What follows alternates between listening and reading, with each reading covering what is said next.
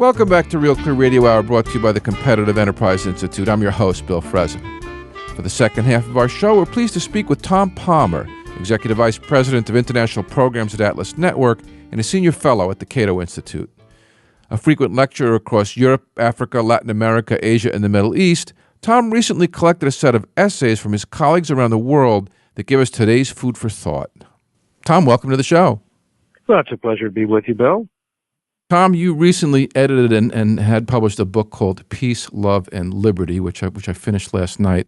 I have to say I'm a little bit surprised to be reading this when I turn on the TV every day and I see another beheading. Was that timing fortuitous, and if so, in what direction? Well, the fact of the matter is that the news always carries stories of violence. There's always some violence happening someplace that's going to be in the news. These horrific stories really do attract attention. The fact is, though, if you look at the picture from a statistical perspective, the big picture, the likelihood of dying from violence is at one of its very lowest points in all of human history. Actually, the world is more peaceful now than it ever has been. But because of the way the news industry works, any act of violence is going to be on the news, and it attracts our attention. But the reality is that the world is much more peaceful than it has been in the past. But look what's happening in the Ukraine. How do we explain that? Well, if we think about the entire violence, and it is quite horrific, driven by the very ideas that are criticized in the book. But from February until now, about 4,000 people have been killed in that conflict. Each one is a terrible loss. There were periods during World War II when more than that were killed in an hour. Yeah, that's true. So this is actually, here we have this war that is dominating the world headlines. And in fact, the numbers of casualties are very small relative to armed conflicts in the past. Steven Pinker, one of the contributors to the book, who's a professor at Harvard, makes the case very strongly that the incidence of violence in war, but also other kinds of violence, crime, husbands attacking their wives, parents beating their children, rapes and assaults on the street, have been in a long-term decline for a very, very long time. But no one believes you when you say it. You have to show them the data. The data are very, very convincing. Well, it doesn't fit the narrative that's being pushed by the media and also by people who are running for office. Well, remember, if you want to get attention, whether it's to sell newspapers or get eyeballs on your TV screen or votes, accentuating violence and dangers and threats is the way to do it.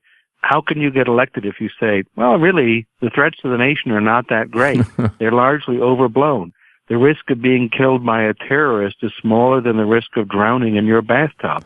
Well, it's hard to get attention by speaking things that are, in fact, true. So how do you account for this long-term slow decline in violence, both in war and in crime? Well, I think the most important is the rise of commerce. Now, it's important to remember that some trend can have a lot of different causes, and sorting them out is a bit difficult. So here's just a couple. The first is the huge growth in international trade. When people went from small, self-sufficient little villages and towns, increasing their connections with others, and as one of the contributors to the book, a businessman named Chris Rufer, put it very clearly, when you see other people as customers, it doesn't really occur to you to want to kill them. This is something that's very important. Business people have been really the most important advocates of peace throughout history. Many people don't believe it. They think it's college professors or intellectuals or book writers. And I don't want to denigrate the fact they may have had some influence, but the ones who really brought about peace in the world were the people who traded with other people. This has been known for a long time. As trade has increased, the likelihood of war has diminished. But there's some other features as well, often connected to the commercial society. For example, the rise of the novel. The novel was made possible by the printing press and other great commercial innovation, and it allowed people to read stories in which they put themselves in the role of the other person. Well, that was always done by oral tradition in the past, wasn't it? In the past, you don't do that. When you have a poem being chanted, it's hard to put your position in the contemplative mode of another person thinking about things. But novels help people to develop greater empathy. And when you empathize, you begin to see something from the perspective of the other people. That's been one contributor as well. The rise of science, people thinking in more abstract terms, thinking about principles of physics helps people to think abstractly, and that means you see other people as other human beings, not just members of your tribe and members of the other tribe, but as sharing a common humanity. And that has also helped to drive the growth of kind of small L libertarian sentiment of seeing other people as bearers of rights. Well, Tom, you've done a lot of international travel, particularly in developing countries who are behind, who are trying to catch up to this commercial society. What have you seen, for example, in your travels in Guatemala? Well, actually, I just came back from Guatemala on Sunday. I was at a conference at one of the universities there. It's a really interesting place to visit. I love Guatemala. I like the food. I like the people. But one of the things that's also interesting is to see the growth of certain commercial institutions and how they've positively transformed the society. For example, the cell phone. Some of our friends, my friends, who are kind of left to center. They don't like business. They don't like commerce. Well, when Guatemala opened up the telephone market to competition and multiple firms and international firms being able to come in, they installed in the first year of that more phones were made available to more Guatemalans than in the previous history of the country. Sure. So that was dramatic. And it allowed people in rural communities to have access to much wider markets. They could sell their products to wider markets. They could get better prices for them. They were able to enrich themselves. Now, sometimes people from rich countries, United States or France or Canada or wherever, visit Guatemala, and I've actually heard this. They complain because they see indigenous people walking down the street, and suddenly there's the ringing sound, and they do what people in rich countries do. Pick up their phone. Pick up their phones out of their pockets. They pat themselves down, find the phone, and then speak one of the indigenous languages into it with their friends or family members or business partners. And they say, oh, my God, it ruined the whole vacation. Yeah, the whole poverty tourism. It wasn't authentic anymore. Yeah, it this didn't is work. Just poverty tourism. They want to go see colorful poor people in their native habitat. Native state. It's like a petting zoo. They don't see them as carriers of human dignity, of entrepreneurship, of having dreams for their own lives. I mean, I remember one particular case, a friend of mine, professor of anthropology there, takes all these foreign anthropologists to visit indigenous communities. To study them. He's an indigenous person himself. Yeah, come down and study us like we're under some microscope. And he says consistently they complain that the indigenous women don't wear their corte, which is a very beautiful handmade kind of a skirt. I've seen them. Made on a loom you tie to a tree and you lean against it. It's very, very hard work to do this. The result's quite beautiful. And increasingly, they're dressed in the kind of clothes that women in rich countries dress, the United States and France and so on. And they complain. They say, oh, my God, they're victims of globalization. They're suffering. Their culture has been destroyed. My friend, the professor of anthropology, says he's never heard one of these foreign complainers ask an indigenous woman, why are you not dressed like your grandmother? Well, why it'd be a is little she rude to ask a lady in America, right? I have a picture of your grandmother here. Wow, you look different. Why? What's wrong with you? What's the answer? Well, he says the answer when he asks, he's the only one to ask because he's a real scientist and he speaks their language. He says they answer, these have become more expensive. So they only use them for Christmas and church and weddings and christenings and things like that. Well, if you think about it from an economic perspective, what does it mean to say that the product of this labor of Indian women has become more expensive? It means the value of their labor has gone up. That's what it means for the first time in their history. So she can spend that time making such a piece of cloth and sell it to a French lady. Right. Pay a lot more money for it. And buy 10 it. dresses with that money. Yeah. Then she's got 10 dresses. And not only 10 dresses, she can afford eyeglasses so she can see. She can pay for books for her daughter who will become literate. She can get medicine against dengue fever, which doesn't affect people in France or the United States, but does kill people in poor countries. So the question is, did that commerce make her life better from her perspective, not from the perspective of the poverty tourists, but from her perspective? And that's one of the ways in which commerce has tremendously benefited the least among us. The poorest people in the world are the greatest beneficiaries of commerce.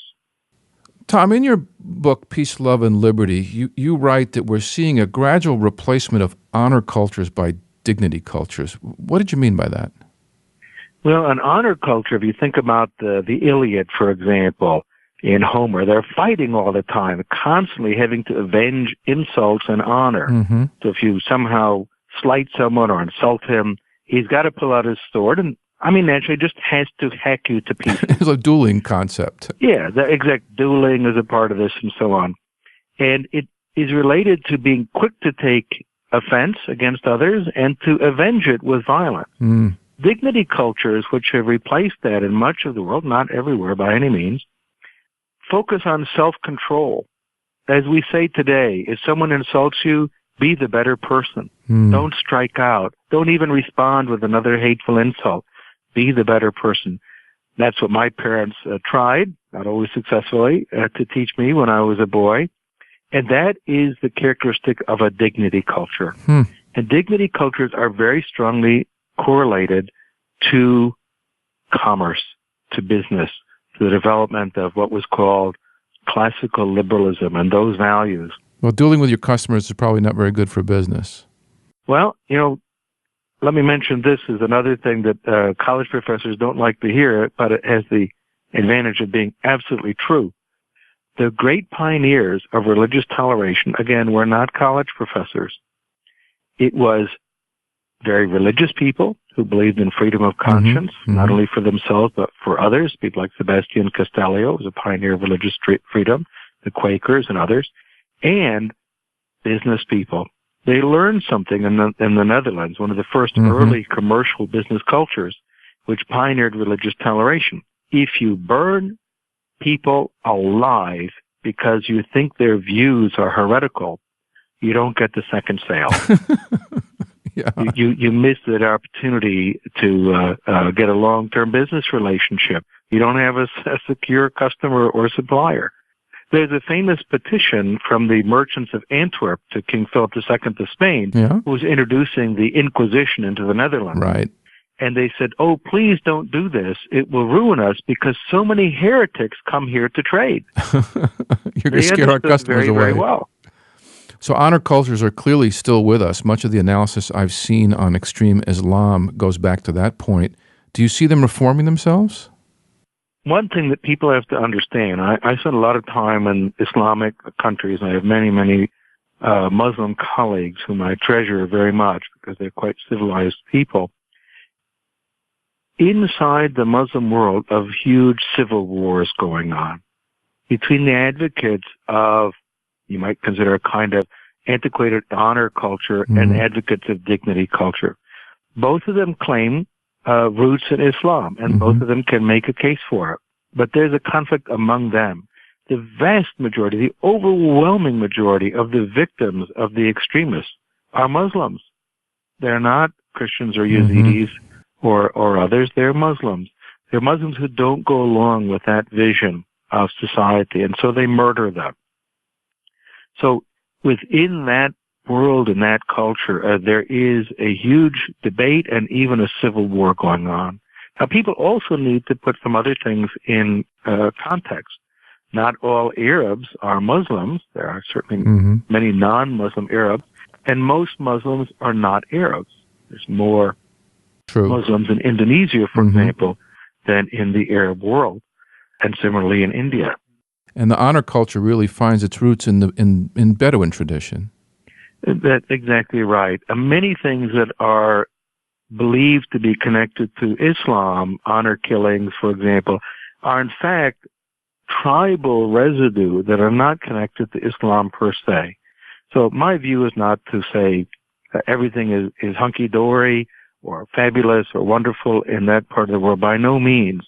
But I think it's a mistake to attribute that just to Islam, and it's a mistake to overlook the fact that there are so many very noble, very good and sound Muslims who are fighting back against this, and they are the frontline victims of the extremists. And in my opinion, they are among the greatest, most noble and heroic friends of liberty in the world. If you look at the path forward for them and you compare that to the path forward for Christianity, there's really a couple of branches. One is a Reformation and a Counter-Reformation, which changed the monopoly of the old Catholic Church. And the other is the Ataturk approach, to bring a dictator in and suppress the worst elements of Islamic violence. Which do you think might succeed? Well, I don't think those are exclusive. In the first point, actually, I don't think that the Reformation analogy works with the Islamic world. There's no Muslim pope. Islam, in a way, is already organized like Protestant churches were. So the whole discussion of having a Reformation, I think, is a misapplication. Unlikely. It's a category mistake. The other point, though, about Ataturk, the secularism, which is called laïcité from the French movement, was an attempt to drive religion out of public life, and it led to an enormous backlash. So what is called Kemalism, and after Mustafa Kemal Ataturk in Turkey, is actually not freedom of religion. It was state-guaranteed freedom from religion, which is not really the same thing. It's not like freedom of religion in America, where if you want to set up a church, you just go do it. Right. Synagogue, mosque, Multiplicity temple, of worship. whatever. It's none at all. Right. No, it is a state monopoly in which they promoted what they call a Sunni light version. But the ministry, a government ministry, approves all of the sermons that are read in the mosques. Well, that's not religious freedom by any means. And one of the consequences is that that approach to secularism has helped to drive religious revivalism in much of the Arab world. It's been really, in my opinion, a terrible mistake. The American founders, I think, had it right. Washington, Jefferson, and Madison and others understood that separation of church and state, or mosque and state, or synagogue and state, was the key to a free society. You can go to church, your neighbor goes to a mosque, another neighbor goes to a synagogue. And you could still all do business. We can all do business. You know, Voltaire understood that so beautifully. He says, you want to go to the most peaceful place in the world? Go to the stock exchange in England. He says, there the Muslim and the Christian, the Jew, all meet each other for mutual benefit, and they reserve the name of heretic only for the one who goes bankrupt. Tom, we've talked about honor and dignity cultures. There seems to be another dimension that comes up in your book, which is heroic cultures. And both the left, the hard left and the hard right, seem to go to this. Tell us about that. Well, that philosophy has been diminishing as a part of popular culture, but is very much present among the intellectuals, both on what we could call the hard left and the hard right. So we see this among leftists who talk about struggle all the time, struggle between classes, races, and so on. Revolution. All the isms that they identify, but also on the right. We see the influence of such thinkers as Carl Schmitt, whom I discuss in the book, who identified politics with the distinction between friend and enemy. In other words, you can't have friends if you don't have enemies. That's that perspective. And this has been strongly embraced by the neoconservatives in America, so people such as William Kristol and others, who called for war with Iraq, in order to restore a sense of the heroic to American foreign policy. Yeah, a binding element. Yes, binding element. Somehow the idea of the pursuit of happiness was un-American to these people. We had to have this greater thing, which they call national greatness conservatism. And that philosophy is based on the sense that life circulates around conflict. That conflict is something to be celebrated. It makes you heroic. Whereas the commercial perspective says conflict is a problem that we should try to resolve. Moral norms, proper institutions, forms of mediation, the rule of law, religious toleration, these are all about trying to ameliorate or reduce the problems from conflict. But we have a great deal of celebration and support for the Navy SEALs, for our military. Everyone looks at what's going on in Iraq and Syria right now, and the natural reaction when they watch the news is, we got to do something. And they look around, and here's this big military, and there's an impulse to use it. Where does that come out? Well, the first point that's very important is that we should honor people who are willing to step into the breach and defend other people, firemen, policemen, and the military when their job is to defend us. And I think that is honorable and should be perceived as such. The danger is that we get into what I call the panic mode, and there's something called the syllogism of panic. someone looks out at the world and says, oh my God, look at that. There's a problem. Some people are being oppressed somewhere else, or another government is acting in an aggressive way. Mm-hmm. And they say, something must be done. Then one of them pops up and says, this is something. And the logical conclusion is, this must be done. Right. And we end up stumbling into catastrophic mistakes. And the Iraq War is a very good example. We look at Iraq today. This was not a big success, the U.S. invasion of Iraq. It didn't work out. We ended up with a far worse outcome. Yeah. And a horror, a Holocaust that's ongoing and is attributable substantially to the foolish decision of the United States to intervene and invade that country. Oh, we kicked over the hornet's nest. It was a disaster. Absolutely. And everyone thought, oh, this is going to be easy. What's the problem here? They're going to greet us with rose petals. Mm. The people who did that had no understanding of the complexity of the society that they were invading, and thought that it basically was Oregon plus a dictator. Yeah. And if you get rid of the dictator, they're all living in Oregon. And then give them the vote and we'll be fine. Yeah, give them the vote. Everything's going to be fine. Instead, we have ignited, fueled, and armed a horrific civil war in Iraq and neighboring Syria. And this is partly because of the foolishness of the neoconservatives and others. I should also mention people such as Secretary of State Madeleine Albright, who helped in this regard. Her famous comment to General Colin Powell, what's the point of this big military you keep bragging about if you don't use it? Right. And as the general said, he almost had a heart attack when she said that to him, coming from the Secretary of State of the United States. Right, right. No understanding of the enormous perils, of the possibility of unintended consequences from this kind of shallow thinking and adventurism. Tom, I was pleased to see going through the book that you included Mark Twain's little-known work called The War Prayer. And I do think it's something that we all should be exposed to. How'd you come about that? And give us a little background on it. It's a great work by Mark Twain. It was only published after his death. He was concerned that people would think he somehow was unpatriotic, but he thought it was important that this be articulated.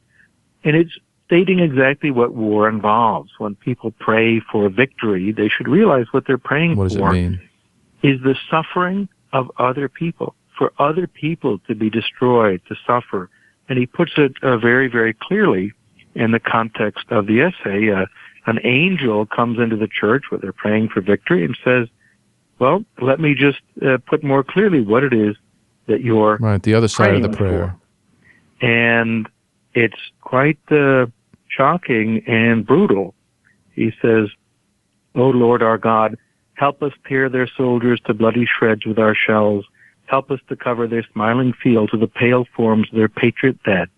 And it goes on and on of the suffering, that we should blight their lives, protract their bitter pilgrimage, make heavy their steps, water their way with their tears, stain the white snow with the blood of their wounded feet.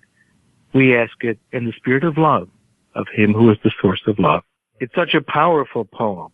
And how does the piece close? Well, the whole congregation of the church listens to this.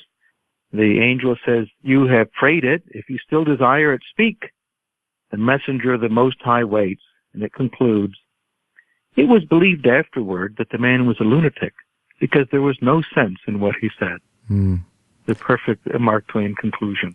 And we'll leave it at that. Tom, thank you so much for being with us this week. It's a pleasure.